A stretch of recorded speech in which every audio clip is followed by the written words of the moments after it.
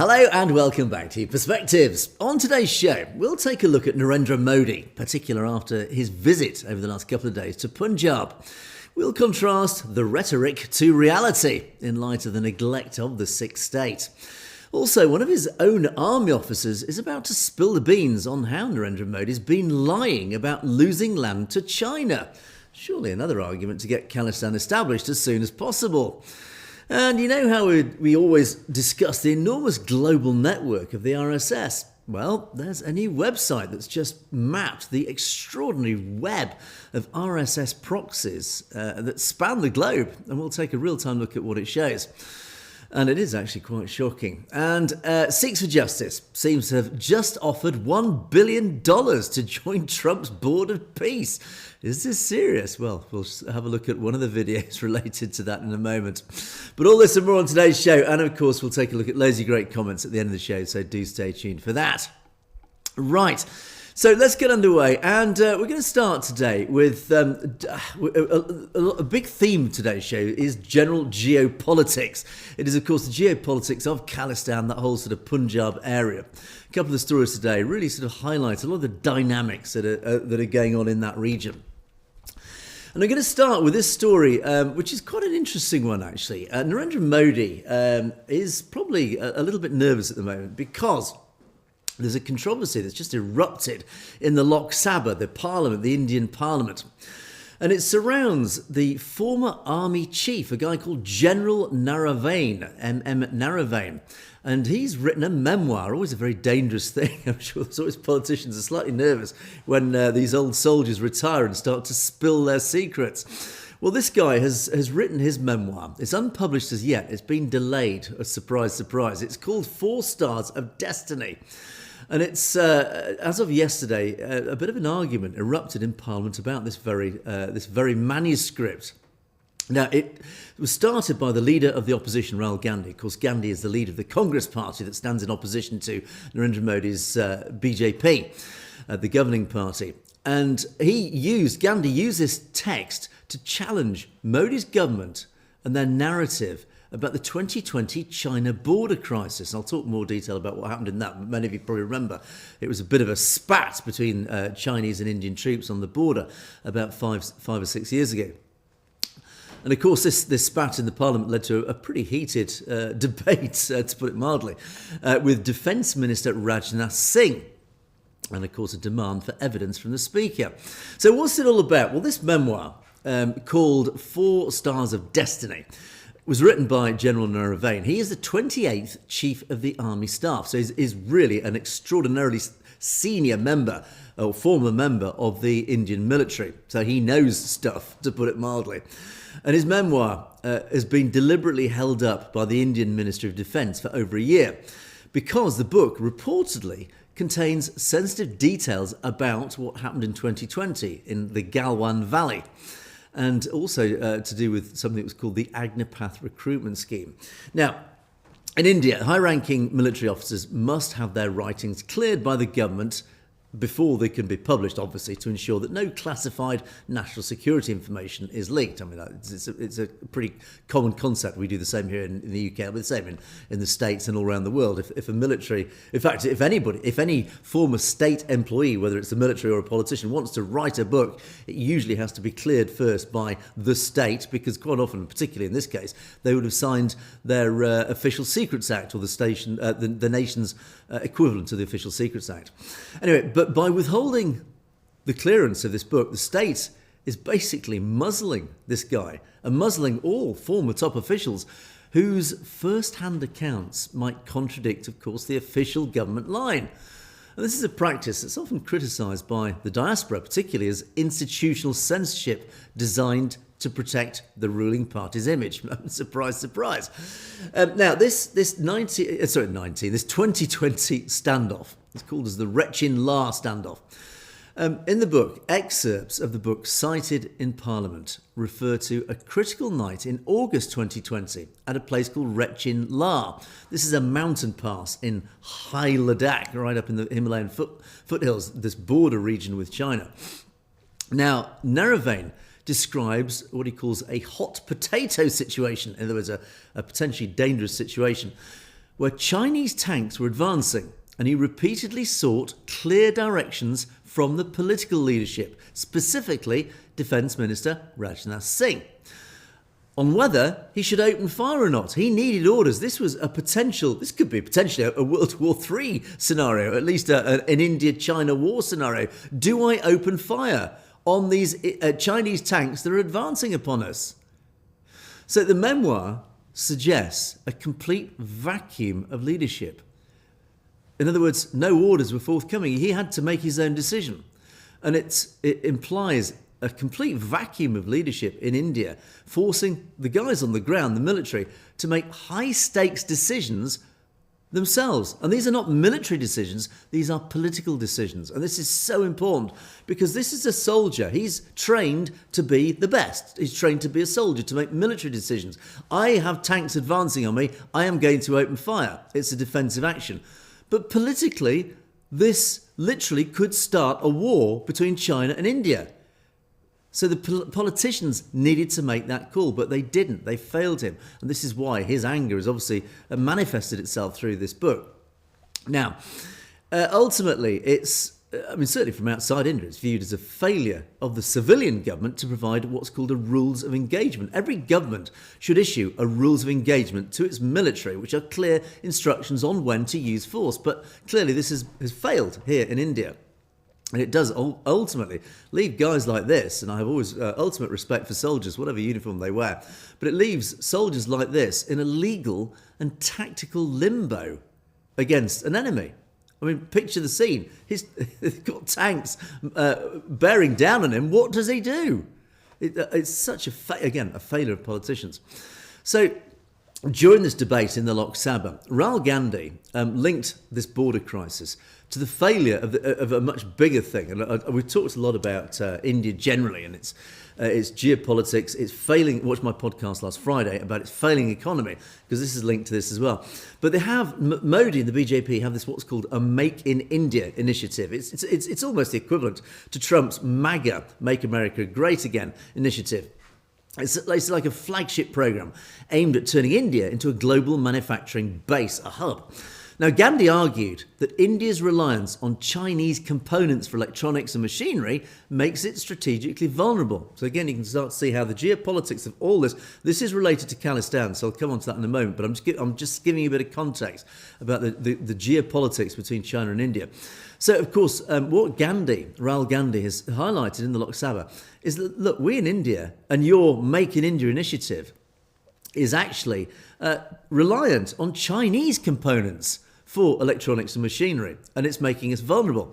Now, Make in India is often touted by the BJP as a massive success, but critics are arguing that it's mostly assembled in India, with the supply chain still controlled by Beijing. So the actual components are not made in India, they're made in China, but they're assembled in India. In other words, the whole thing, it's smoke and mirrors. It makes great PR, make in India. But actually, it's not made in India, it's just assembled in India. We have the same issue in Europe, ironically. Make in Europe, but actually all the parts are made in China. We just ship them. And watch out for this in your own nation, made in America or made in Great Britain.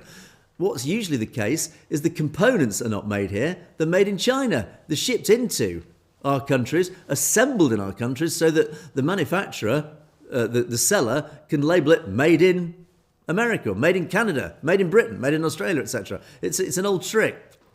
The argument is that if you're economically dependent on your enemy for your weapons, batteries and optics, you've already lost the war of attrition. And this is what Rahul Gandhi was saying. Basically, we've already lost this war with China because they're the ones making everything that we're building our nation on. So, anyway, back to this argument about China encroaching on India. Now, it involves Gandhi's claim that China is sitting on what he claims is 4,000 square kilometres of Indian land. And this directly contradicts Modi's 2020 statement, and I'll read this in my best Hindi, which is not very good. Na koi hamari sima main gus aya hai, which basically, I can't imagine too many Hindi speakers in the audience, but basically that says, no one has entered our border. So, Modi said explicitly, no one has entered our border. Yet Rahul Gandhi and everybody, not everybody, but most people on the street in India know that China has encroached on India. And Gandhi has actually formalised it. He said, China is sitting on 4,000 square kilometres of our sovereign territory. And you're keeping it quiet. You're hiding this fact. So in the Indian context, the government uses buffer zones to manage the conflict, to try and sort of keep the peace. But the Sikh perspective, and many military analysts who align with this sort of idea, they see these buffer zones as basically a surrender zone. It's a de facto surrender of territory that was previously controlled and owned by India. And effectively, and this comes back to I've talked in the past on shows about Ladakh, where we talked about Ladakh, this line of actual control, the LAC. The LAC essentially includes these buffer zones. These buffer zones have been agreed by India to sort of try and keep the peace. There's sort of like an area of ambiguity of who actually owns it. Well, in reality, it's India's land. It's always been India's land. But ultimately, Modi has surrendered this land and he's called it a buffer zone. And it's basically moved this line of actual control, the LAC, further back into India. So he's basically ceded, given up territory. And this is what Rahul Gandhi is saying. It's hilarious. I mean, it's funny for us outside of India. If you're an Indian, do you realise Modi is actually giving away your land and keeping quiet about it? So there you go. So this recurring chaos in the Indian Parliament, in the Lok Sabha, regarding the China border argument. And it highlights basically a fundamental instability in that whole region. As the Indian state struggles with the failing democracy of its own country, silencing its own army chiefs to maintain this image, this facade of strength, the case for a sovereign Sikh state, Khalistan, is becoming not just a matter of justice, but global geopolitical pragmatism, essentialism. We need it. The establishment of Khalistan would place a highly disciplined, martial and politically cohesive nation at a critical point between three nuclear powers, India, China, Pakistan. Historically, if we go back to the Sikh Empire under Maharaja Ranjit Singh, that acted as a formidable Sakari-i-Khalsa that kept foreign incursions at bay. Now, you fast forward to today's date. In the modern context, a sovereign Khalistan that borders China, that covers that whole northern area, is essential because it in essence, would act as this buffer state, this buffer zone that Modi has sort of given up to China. So Khalistan becomes the buffer zone. India doesn't need to worry about it anymore.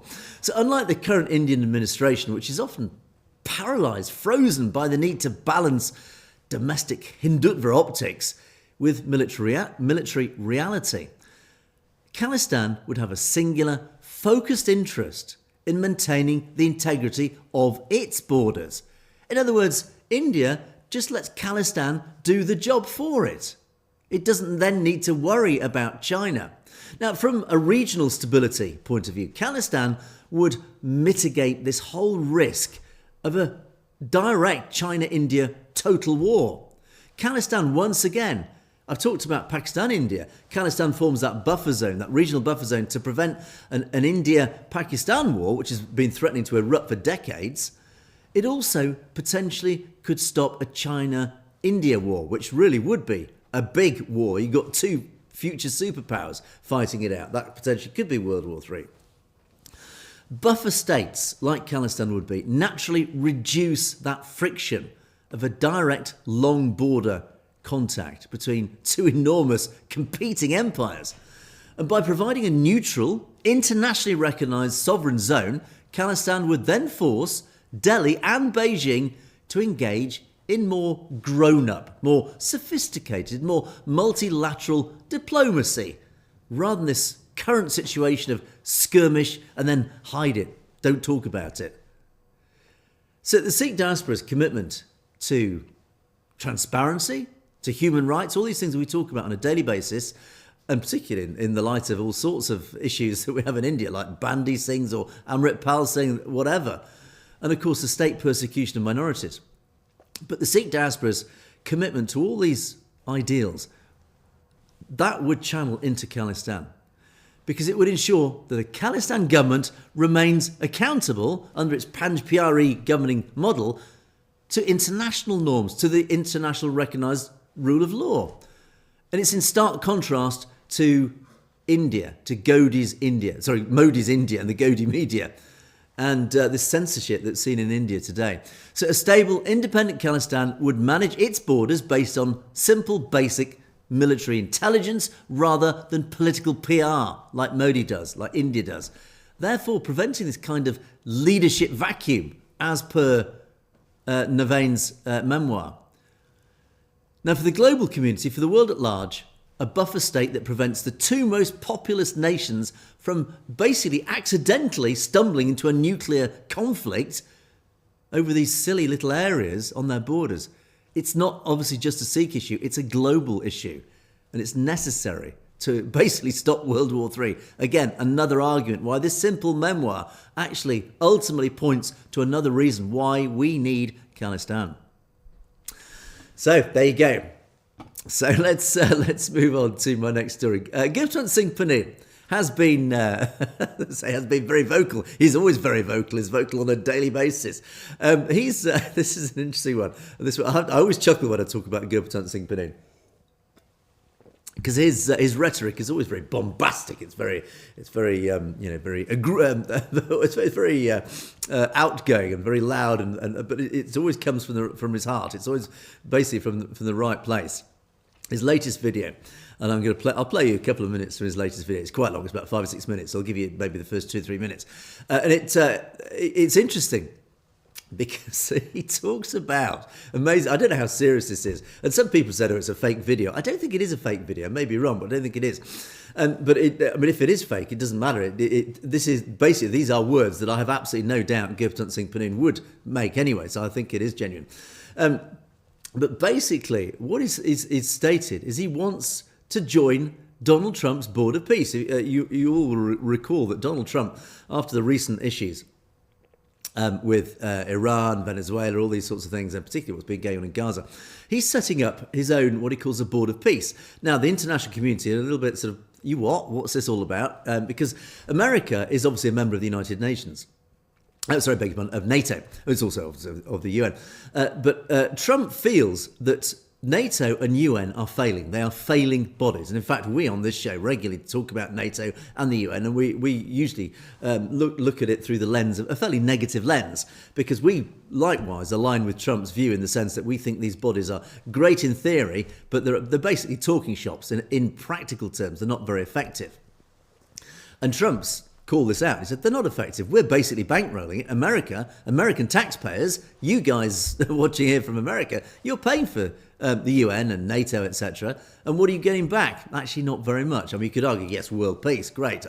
It's bigger than great. It's wonderful. But ultimately, Trump feels that you're not getting value for money, that other nations are not contributing. So he set up this Board of Peace.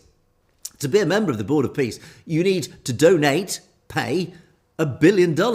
And bless him, Gurpratap Singh Pannin says, right, if you let Sikhs for Justice join the Trump's board, we'll pay you $1 billion. Now, I have absolutely no idea where Sikhs for Justice are going to raise $1 billion from, but who knows? Greater things have happened. And Guruji works in mysterious ways. So who knows? Who knows? It's a completely serious claim. But ultimately, I think it's more symbolic than anything else. Let me play you. I'll play you the first sort of 2 or 3 minutes of this video, and you can sort of get a flavour of what Gurpratap's talking about. And this is in front of a Pakistan, primarily a Pakistan audience in Karachi, the capital of Pakistan. So it is obviously aimed more towards a Pakistan Vaheguru audience. Ji ka Khalsa, Vaheguru Ji ki Fateh, Salam, and good evening. Let me begin by commending President Trump for establishing the Board of Peace, an initiative aimed at resolving deadly conflicts through negotiation rather than war. I also congratulate Prime Minister Sharif and Field Marshal Asim Munir for their visionary approach to peace and regional stability. Sikhs for Justice is offering to join President Trump's Board of Peace with $1 billion. Yes, $1 billion to support President Trump's Peace of Board. Pro-Khalistan Sikhs' $1 billion commitment to join the Board of Peace has a clear purpose. Under the Board of Peace framework, Sikhs for Justice is asking President Trump to negotiate and direct the Modi government to allow a Khalistan referendum in Indian-occupied Punjab. Why Indian-occupied Punjab? And why we are asking President Trump to allow Sikhs for Justice to join Board of Peace? Because Punjab is the Greenland of South Asia. Let me repeat that for being very clear. Punjab is the Greenland of South Asia. Its geography, location, and strategic depth make it decisive for regional and global security. If President Trump stabilizes Punjab through Board of Peace, he stabilizes South Asia. But if this opportunity is ignored by President Trump, Indian-occupied Punjab risks a deadly conflict. This instability has global consequences. India today poses a nuclear and regional security risk to Pakistan and Bangladesh and is aligned with broader India-China-Russia nexus. In contrast, a peaceful and democratic Punjab would emerge as a reliable US ally, a stabilizing force aligned with the American security interests. Punjab and the Sikh people are a nation of over 30 million people, a nation with a distinct religious identity currently under Indian occupation. Indian-occupied Punjab today is brewing conflict zone ready to explode. According to the Indian government's own disclosures, over 8,006 after being labeled as gangsters have been detained in the last 7 days in Punjab. Mass arrests, fake encounters, and terrorism charges are being used to suppress ongoing support for the Khalistan referendum. And then it goes on, so I won't play the rest of it, but essentially it's all stuff that most of our audience will be aware of. But it's interesting, the elements is pulling out that. And of course, I'll come on to the geopolitics in a moment. But that final section, he's actually highlighting that, of course, what's actually happening in Punjab as we speak. There are still fake encounters. There are still Sikhs being quietly murdered extrajudicially. This is still going on. We've reported on those ourselves from perspectives. So he's saying, look, the people of Punjab are still being persecuted despite the mass murders, the genocides of history. Even today, Sikhs are still being targeted in, as he calls it, Indian-occupied Punjab. But the geopolitics element, this is really important. And again, it's just very much linked to what I was talking about in the first story. He's saying, look, Khalistan is essential because of the potential conflict between India and Pakistan. Of course, again, he's talking to a Pakistan audience here. He's essentially trying to get Pakistan aligned with the concept of Khalistan, saying, look, you guys, you understand the potential tension and conflict between India and Pakistan. It's never going to go away. The only way that this region is going to achieve stability is through the establishment of this buffer zone, essentially Khalistan. So again, tying into the first story, Khalistan is for global geopolitics, for global stability.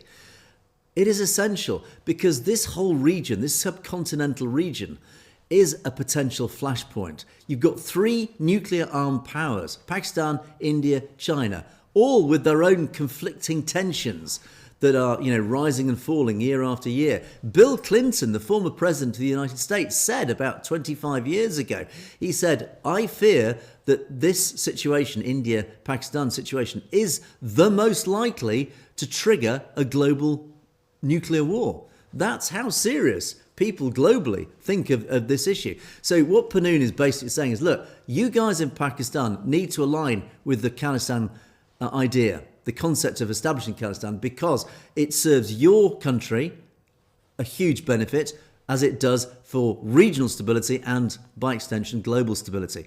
So what he's saying is true. It's absolutely spot on. Now, the whole issue of joining the Board of Peace, I don't know. I think that's a bit of a distraction. And again, I don't know where on earth Panoon's going to get $1 billion from. Who knows? The Sikh community around the world is very generous, but I think every member of the Sikh community would have to donate about $1,000 each to raise that much money, which I don't think is realistic. But ultimately, whether it's serious or not, it doesn't matter. It's just that it's the symbolic nature, I think, of the gesture. But you see, Panoon's rhetoric and Panoon's angle is always to bring Trump on side. He knows, he's a very clever guy, is Panoon, despite all the people sort of mock him a little bit because of his methodology and the way he comes across. He's actually an extremely intelligent guy, an extremely capable guy, which is why India tried to assassinate him, because they know he's so dangerous. He is that intelligent and that effective.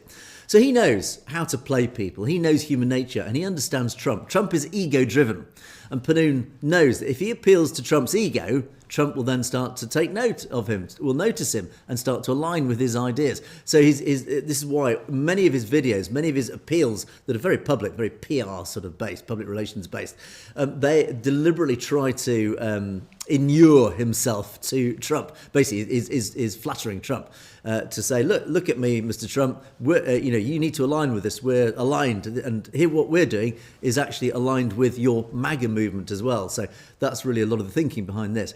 But there you go. As I say, it's quite an interesting video, and it's a shame we actually don't have time to play the whole thing. But anyway, you can go along to Sikhs for Justice Instagram page. It's posted up on there. You can have a look at that. So. Right, time's marching on. I want to make sure we've got time to cover this one. This is an interesting one. Oop, there I am twice. The caravan. I quite often covered stories from the caravan. The caravan is talk about intelligent. The caravan is a very intelligent website. It very often releases very well researched, very well written, high level discussions about issues very regularly aligned with Sikh philosophy and the Sikh community. It has worked with a university in France, Sciences Po, as it's called. Sciences Po is, I know Sciences Po personally, actually. Family members have actually attended Sciences Po. It is one of the elite universities in France that specifically trains its graduates about politics, the whole academic perspective of politics, history of political discourse. It basically trains the political elite of France, the future political leaders of France. So many of the leaders of France have been trained at Sciences Po. And so the caravan have worked in conjunction with Sciences Po to produce a really fascinating, I have to say, piece of research.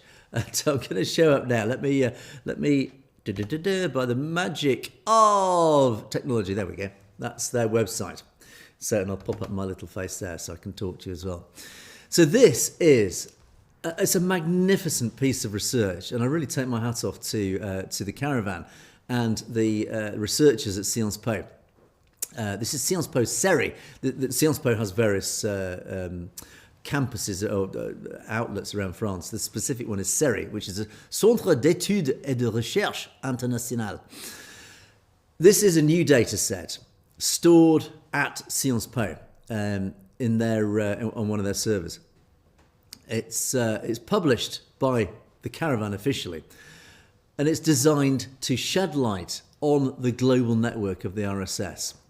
It identifies, and this is, as I say, it's a huge, enormous piece of brilliantly researched information. It identifies over 2,500 organisations globally tied to the RSS. Now, you know, regular viewers of the show know that we talk a lot about the RSS. A lot of my podcasts over the last few years have focused specifically on this network, this huge, the tentacles, this web that is the RSS that has expanded out of India. It's huge, obviously, within India, but as it has grown its tentacles all around the world, it's infiltrated academia, politics, industry, schools, you name it. It is out there in so many different forms. And well done to Sciences Po and the RSS, Sciences Po and the Caravan for launching this research to actually try and uncover where they are, what forms they take, where they all are. And it really is groundbreaking research. And I'll show you the map in a moment. It's a you can spend hours looking at it, actually. Now, this joint venture between the Caravan and Sciences Po, it includes this newly launched public-facing website, so anybody actually can go along and have a look at it. And it's published and hosted by the Caravan on their website. And it features an interactive dashboard that shows this network in granular detail, really fine detail. Now, members of the public can also submit your own data and evidence through this website. And it will be, so in other words, you can contribute to this because they're obviously trying to get as much information from around the world as they can. So if you know of potentially RSS-linked bodies, organisations, groups, charities, whatever, near you, then you can submit that information to the Caravan, to this website. They will verify it independently, and then if it's justified, they'll add it to the map. Now, as I say, this data is housed at Sciences Po Surrey. It contains a data backend that will aid scholars and researchers all around the world researching the RSS. Now, access to the whole repository is restricted, but it can be made available on application to academics who are vetted, of course, check that they are not RSS themselves, who demonstrate a relevant research request. Now, this organisation of the RSS, Modi himself, he called it the biggest NGO in the world, the biggest non-governmental organisation in the world. And Modi actually said it again in his own words, to become indistinguishable from Indian society. And those are really sinister words. We know what the RSS stands for. It promotes Hindutva ideology. And Narendra Modi himself basically says he wants this to become essentially the backbone of Indian society, which in itself is quite shocking. But we know they're driving for a Hindu Rashtra, which will benefit Hindus only, everybody else be damned. But this is what Narendra Modi now publicly is admitting. We want a Hindutva society, a Hindutva-driven society, ruled by the Brahmanical elite, to be India, to be the Hindu Rashtra. Now, although it's common knowledge that the RSS coordinates a huge network of organisations, it does formally acknowledge a relationship with only around 36 subsidiaries, what is known as the Sangh Parivar, that's the family of the Sangh.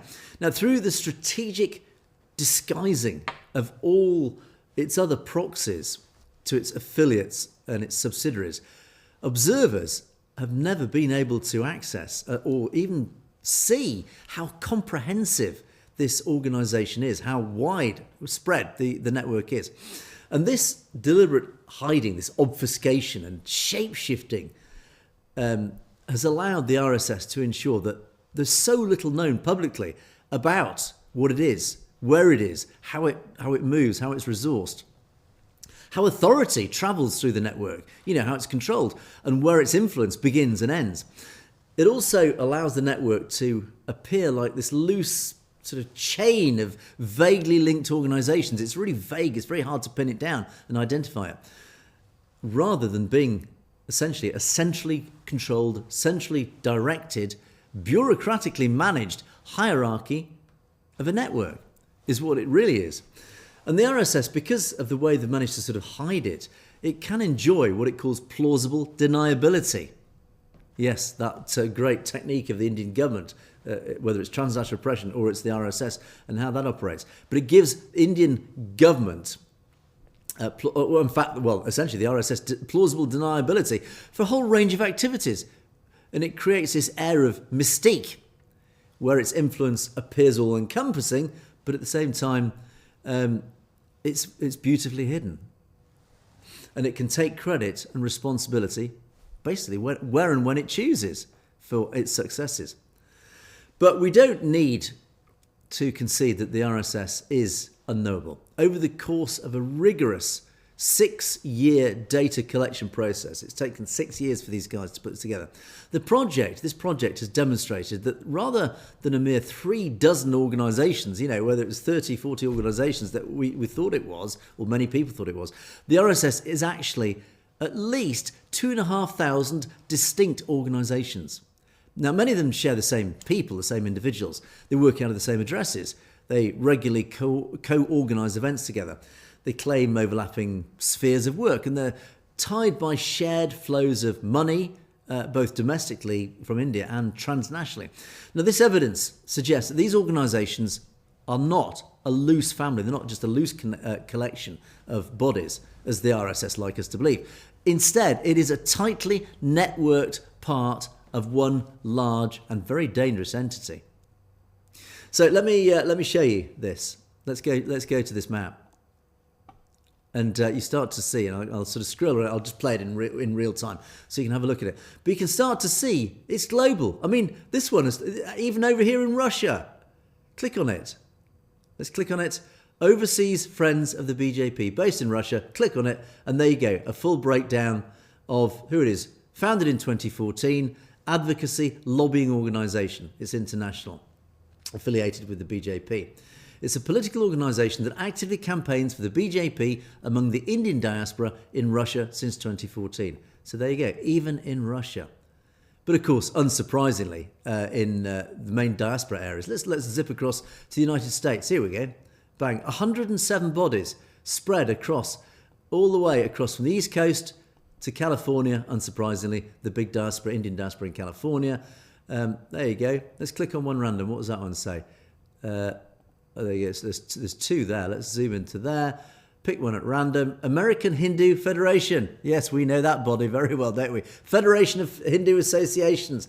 It's all these Hindu sort of charitable organisations, these sort of what appear to be fairly benign organisations. Agarwal Family Foundation, Param Shakti Peeth of America. And again, you can start to see all over. There you go, there's a cluster in Houston. Florida, obviously a load up in New York, Washington State. Washington, D.C. 25 organisations. Well, look at those. Hindu Mandir Executives, Hindu American Vanaprashti Network, Hindu Education Foundation, Friends of India Society International. They're all very benign names that'll be familiar to many people. You know, people think, oh, they're just representing the local Hindu population. Well, they are, but actually they are all fronts for Hindutva. Likewise, here in Europe, let's have a look at you guys. You can go onto the website, have a play with this. It's fascinating, actually. You can spend hours actually looking through it. It's quite shocking. But again, look at the two main diaspora areas here in the UK, clustered around London, the Midlands, these areas that we often talk about. Again, large areas of Sikh diaspora areas. Of course, obviously, they contain a lot of Hindus as well. But again, what's this one? Seva International. Look at this one. Seva International, a non-profit run by the HSS UK, providing services such as disaster relief and rural medicine, as well as running residential schools for Adivasi children. This is, this is a very benign organisation. It's a charity. People think, oh, it does savour, it does selfless service. It's a great organisation. But its parent organisation is the HSS, the Hindu Swayam Sevak Sangh of UK, a very clear RSS affiliate. So you can start to see, again, I mean, amazing research. You can these filters don't actually work very well. You can actually filter down through the various capability areas that they function in. Function by legal status, whether it's a registered NGO, a political party, a trade union, etc., etc. So again, you can play for hours on this. So do go have a look at this. If you go to the Caravan website, as I said, the link is on the Caravan website. Caravan magazine, just Google Caravan magazine, and up it'll come.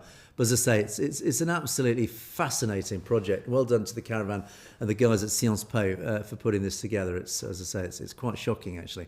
How extensive that network is. We knew it was big. We just didn't realise just how big it was. 2,500 elements there. So there you go. Right, let's move on. And my final story, because gosh, the clock counting down. Modi visited Punjab yesterday, or a couple of days ago. I did mention it actually in yesterday's show. And wow, it was a masterclass in. Talking about RSS, a masterclass in RSS Hindutva ideology and ideological politics. Modi did visit the Punjab a couple of days ago. He visited specifically Jalandhar and Ludhiana, and it happened, his visit coincided with the unveiling of the Union Budget 2026, his big budget announcement for the year. So his visit literally just followed a few hours later. And as I said, it was this masterclass in Hindutva-driven narrative management. Now, of course, the Godi media framed it as a spiritual journey. The reality, of course, in Punjab it's the usual story of betrayal and strategic pushback. Well, James, bless him, who's not on the show anymore, he would describe it as BS. We all know it's BS. It's political. It's all about vote banking. So I just want to quickly skim through some of the key elements of his visit. He headed to a place called Balan village in Punjab. Now, why this little village in Punjab? Punjab, funnily enough, is going to the polls early next year. The BJP is seeking, ready for those elections, it's courting the Dalit vote. Of all things, the Dalit vote. And this is how it won the election last year, the general election, because it courted the Dalit vote. Dalits, frankly, should know better.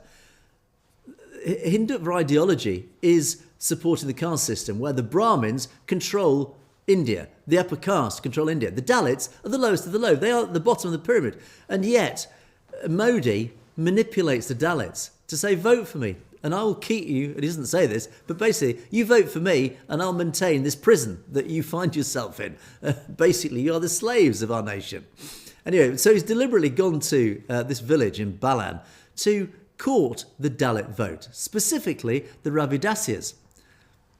And he visited to Dera Sachkhand at Balan village near Jalandhar.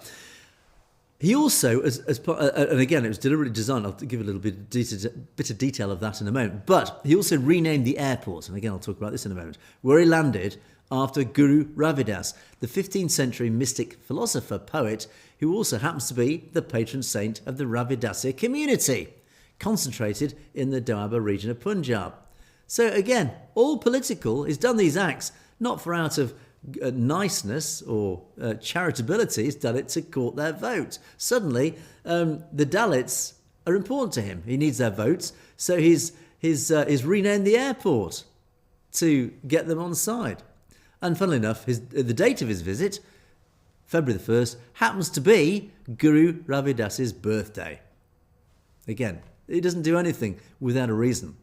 So he spent a significant amount of time at Dera Sachkhand Balan, this village. He touched the feet of Sant Niranjan Das, an individual who's recently awarded the Padma Shri. That's one of the highest civilian orders that India can bestow upon someone. So again, all politically motivated. He touched the feet of this revered figure, this individual, simply because, again, trying to court this Dalit vote. Now, Dalits make up 32% of Punjab's population. So, of course, it's a classic RSS tactic. Again, it's just politicians the world over, they're just as bad as each other. The perspective on this is pretty clear. This isn't a spiritual visit. This has nothing to do with spiritual respect. Once again, it's all about diluting Sikh political control, power in that region by creating a deliberate wedge, a state-sponsored wedge between the different sections of the community. So it's deliberately getting the Dalit community to vote for the BJP, who otherwise might be tempted to support the Sikh community. So again, it's a very deliberate political act.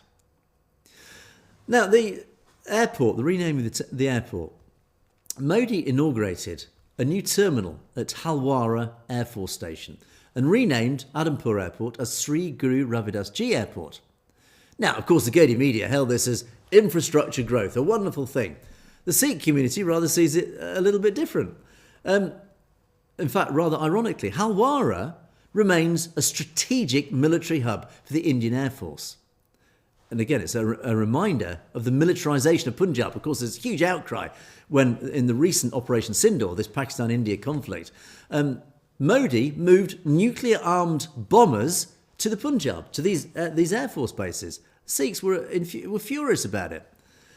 But renaming airports, like he's just done, it's a deliberate act. It's a low cost. It's a simple symbolic gesture designed to distract from things like the militarisation of the Punjab. It's designed to distract the budget that it just announced, presented that very morning, that completely ignored Punjab's actual economic needs. For example, a special package for the border districts, or police modernisation funds, or whatever, fighting against drugs, etc. There's nothing in the budget about that, yet he comes to Punjab talking how wonderful he is and how he takes care of Punjab, etc. And also there was a huge expectation, and many in the community are arguing it was actually the most painful element and most offensive element of his trip, his visit, was what wasn't said. There were high expectations and, in fact, pleas, not just demands, but pleas from leaders right across the Sikh community in Punjab about the reopening the Kartarpur corridor, which has been closed since that Operation Sindoor back in May last year. They begged Modi's government, please, will you reopen this corridor, the Kartarpur corridor, to allow access to Sikh pilgrims up to the Gurdwara in Pakistan. Now, Pakistan has said, yeah, our side of the border's open, you're welcome. Pakistan has always made Sikhs very welcome to visit the Gurdwara up the Kartarpur corridor. It's India that has closed the border to its own people. You're not allowed to leave India through this corridor. So anyway, the Sikh community have basically begged Modi, will you please reopen this corridor? They assumed that Modi's visit to Punjab would trigger, he would announce as some great beneficent act, I will reopen the border. No, he didn't. Never mentioned it.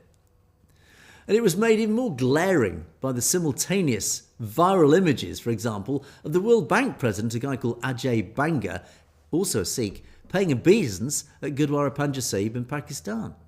And it creates this huge contrast. You've got the World Bank, this global institution, the head of that finds safety and respect in Pakistan, while local Sikhs in the Punjab are barred from their very own shrines by New Delhi. And of course, the whole visit was overshadowed by this budget, the union budget, this year's union budget, which Chief Minister Bhagwant Mann and local leaders called a complete and utter betrayal. In their words, it was a betrayal. The budget offered no legal guarantee for members, the MSPs, and completely omitted Punjab from special financial allocations. In other words, once again, Punjab betrayed in the budget. And again, it highlights this whole sort of issue, why Punjab feels it is a neglected state. So the friction observed during this visit, the border security, this hot potato of border security that General Navain, Major General Navain referred to, the economic neglect, the weaponisation of religious access, all point to this one single conclusion. As always, the current Modi government is a threat to regional stability. And again, you've got to talk about Khalistan here, because Khalistan would fundamentally change the whole geopolitical situation of the region for the better. Now, this border region of Punjab is a site of constant tension. You only need to look at Operation Sindoor, the closure of the Kartarpur corridor, drug smuggling across from Pakistan. India manages this border through this lens of suspicion towards its own citizens. It doesn't trust its own citizens in Punjab. Contrast, Khalistan would therefore have a vested sovereign interest in maintaining border integrity as a matter of national survival. In other words, once again, it actually serves India's interests if Khalistan is established, because Khalistan's own interest would be to protect that border, to stop it being a porous border. It would stop drugs coming in. It would protect both sides. It would allow access to and fro for trade, for commerce, for visits to the Gurdwara, etc., unless the Gurdwara, of course, is actually within Khalistan. If Khalistan shared a border with China, as I've said before, through strategic northern corridors, it would act as a highly disciplined buffer state. Unlike the Indian leadership, which General Naravane's memoir reveals to be indecisive, prone to leadership vacuums, a Sikh sovereign state would be governed by a community with a centuries-old martial tradition. This stability would prevent this skirmish and suppress cycle. In other words, tensions that end up in conflict and then hiding the fact that it happened, that's currently going on over and over between India and China, providing a neutral, transparent buffer that benefits global trade and security is what Khalistan offers. And that argument with Rahul Gandhi and the defence minister in the Lok Sabha, the disappointment in the streets of Jalandhar 2 days ago proved that India is a failing democracy incapable of managing its own borders or its minorities fairly. Khalistan isn't just a demand for justice, it's actually the missing piece for a stable, peaceful and economically viable South Asia. That is why over and over again it is so important that we all align, whether it's Pakistan, whether it is India, even China. Everybody must support this whole concept because it makes sense for regional and therefore global stability. There you go. So let's move on to our comment section. We've only got 10 minutes left, so we're going to zip through these as quickly and as efficiently as possible. Thank you, as always, to our wonderful commenters. Thank you for your huge contributions. Always very well received. As I say, even if I don't cover your comment, I do read every comment, and all the nice comments, they are so heartfelt from my side receiving them. I mean, they give me a warm, fuzzy feeling when I read them. So even if you drop just a one word or a little emoji, whether it's a heart emoji, whatever, thank you. I do receive those and I do feel the love. And I say I've been very overwhelmed by so much of the love from the comments. Thank you to you guys. And especially big thanks to all the regulars and even the newcomers who write these long, very well thought out comments. They're very much appreciated. And sadly, we don't have the time on the show to cover them in detail. But I do read them, and they do generate some really interesting discussions. So do keep that up. I say much appreciated. Bobby Singh, one of our regulars. Thanks, Bobby. This is how, this goes back to my podcast I did with Dr. Grower. The failing economics of India. Bobby points rightly out, this is how the USSR, the Soviet Union, was broken. India's going the same direction. Their days are numbered. All numbers by the government are forged. They are indeed. The GDP figures we know are probably completely wrong. And this is what the whole podcast is about. Do watch my podcast if you want to know what that's all about. And this potentially, the economics of India, because they are founded on sand, there's no real solid foundations to India's economics because of the way that Modi's run the economy. It means potentially this could be that catalytic event I often refer to that could break up India if its fundamental economics are falling apart. Satnam Khalsa says, refers to Mark Tully. Yes, Mark Tully, who passed away a few days ago. He was quite a controversial figure. And as you say, he was saving his job, never mind humanity. Yes, and this is all about, and we talked again in the podcast, Dr. Growell had a few personal stories about Mark Tully. He said Dr. Growell used to run a very important news outlet in the Punjab. And he was given intelligence many years ago about the fact that Mark Tully had been handed a large amount of money, essentially by the Indian government, presumably, essentially to align with the Indian government. Essentially, he was bribed to become part of the Godi media, even though he worked for the BBC at the time. And there's been all sorts of accusations, unfortunately unfounded. But Dr. Grewal, in his podcast, he said, they were given through a secret source, told them that Mark Tully had been given a large amount of money for this act. And he sort of went to his lawyers and said, do you think we should do this? He said, well, yeah, go for it. So they broadcast this fact. They were contacted by Mark Tully's lawyers saying, withdraw it, retract it, or else we'll sue you. And Dr. Grewal's own lawyers said, no, go for it. See what happens. And did Mark Tully sue? No, they didn't. And from that, you can probably read your own interpretation. So, but ultimately, Mark Tully, as you rightly say, Satnam, Mark Tully was saving his job. He had to look after himself. Presumably, he had his own family to feed and a roof over his head to keep. So, there you go. Anyway, we have to view Mark Tully through that idea. As I say, I like Mark Tully. I think I always like journalists who do a good job. I think he did a good job. Sadly, he might not quite have been as impartial as maybe he should have been. But anyway, expose Hindutva terrorists. This is an interesting comment about, and I'll have to paraphrase it because again, we're running out of time. But basically, this is talking about how the British Commonwealth is protecting and has protected historically India. Whenever India goes off the rails, whether financially or whatever, it's always the British Commonwealth through its centuries of experience and skills has always brought India back on side. And that still maintains today, this whole idea that the British establishment is helping the Indian establishment in its control of India, its forward growth, etc., etc. So there are these sort of strong links. In other words, it's the Commonwealth that we need to blame, these Commonwealth countries. Ignoring, so we need, or they are ignoring Indian aggression against its minorities, which obviously we talk about regularly. Stay Safe, though, comes back and said, look, thank you. We've got Angus on our side. He's British. Absolutely, of course I have. Goes without saying. But as you say, rightly say, Stay Safe, most British back the Sikh people. They don't agree with this regime and the British Commonwealth, or certainly the British establishment. Yes, there is this disjoint. I think this comes back to a reality that is in India and a reality that is in certainly the United Kingdom, and it's probably the reality across the world. There is a state establishment. There is always a ruling elite, whichever country you live in. And again, it always comes down to this breakdown of humanity I often talk about. But there are a small number of people that always feel the genetic desire to control others. And our ruling elite tend to be these sorts of people. And we don't belong to them. We just want to get on with our lives peacefully. We want to get on with our fellow human beings. But ultimately, these people always align with their fellow elites, whether it's in India or right across the world, to maintain control over us. And we don't necessarily agree with that. We don't agree with their methods, but there's nothing we can frankly do about it. We all, to some degree, live in an illusion of democracy. Even here in the West, our democracy is a bit of an illusion. In other words, the people that we vote for, we haven't produced these people. These people are presented to us as candidates to vote for. So we're given a list of candidates. These are the candidates to vote for in your democracy. Well, where do these candidates come from? We didn't produce them.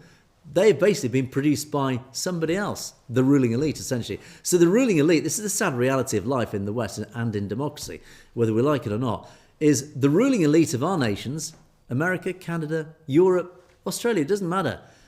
The ruling elite of our nations actually present us the people to vote for that they themselves have chosen. It's the way it's the way the world works. It's a sad reality. And I think Stay Safe basically wraps up that. And if I give you an example of that, here in the UK, this is a shocking example. I forget the specific statistic. The Norman Conquest, the French invaded England in 1066. Those aristocrats, those leaders, the elite, the French elite who invaded England in 1066, that's over 1,000 years ago, their descendants still own something like 90% of the land in the United Kingdom. It's about 90, I forget the precise figure, but that is the reality. That essentially is this same point. The ruling elite, even 1,000 years ago, still their descendants own most of our land in the United Kingdom. And it'll be the same concept all over the world. It's a sad, shocking fact that horrified me, I have to say. Vive la Revolution, as they say in France.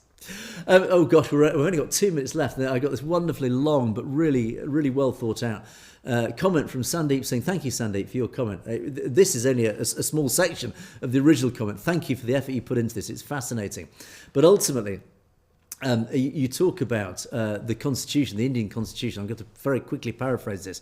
But you say that the Indian Constitution is essentially the Sikhs under the Indian Constitution are seen as Hindus, which of course is fundamentally wrong.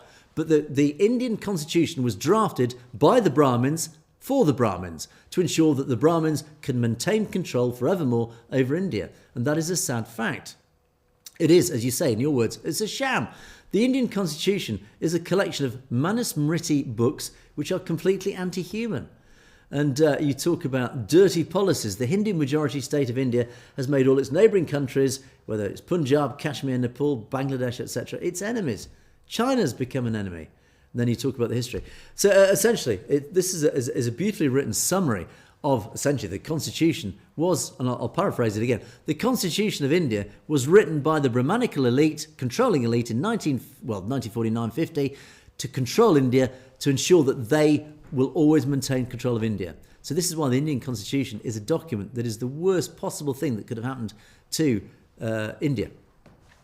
It's why part of the reason why Sikhs never signed the Constitution. They knew it for what it was. Final page, thank you to everybody. Kicks off with Swagwalla. Angus, as always, very appreciated. No, as always, you guys are always appreciated. It's your comments. I love your emoji, by the way, the laughing face. Your comments are always appreciated. Keep the comments coming in. They make me want to wake up every morning to read your comments. They're so lovely, many of these comments. And Jasmine says, Angus, keep up the good work. We very much appreciate your enthusiasm that you put in every podcast. Well, it's a pleasure. I love doing this. I love doing what I do. I love talking to you guys. I love the fact that you guys are out there watching me from all your different parts of the world. Do let me know where you're watching from. I always, James, that was one big thing that James always was interested in. We love to know where you're watching from, where you're listening from. Just drop me a comment in there. Let me know which far-flung parts of the world you might be watching me from. As I say, we are one and the same family. We are this sort of virtual family that always congregate together on the show. So a big warm welcome to you guys. And as Letwinder says, no more India. We are a family. Ultimately, we are the Khalistan family. We are forming the family of Khalistan. We're all getting together. We're aligning into one big nucleus, one group of equally aligned people ready for that sovereign nation to be established. And I can't wait to visit it on the very day that it is founded, which is coming.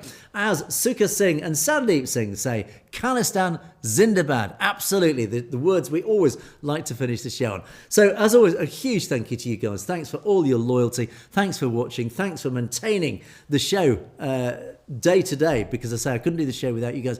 Do keep your comments coming in. Thank you to each of you who've emailed me, much appreciated. If I don't respond, it usually means I have read your email. I'm just so rushing to get the next show prepared that I don't actually have time to respond. So if I don't respond, a huge apologies, but I do appreciate your emails. Do keep them coming. Send me links. Always appreciated. Let me know in the comments your thoughts, your perspectives, stories that you think I should be covering, rumours that you might have heard that I can then go off and investigate, etc. So let me know. But that's it for another day. Thank you so much for watching. It's Hump Day, as we call it, the middle of the week tomorrow, Wednesday. Looking forward to that. And God willing, Perspectives will be back. But until then, it's a big goodbye for me. Thanks for everything. We'll see you tomorrow.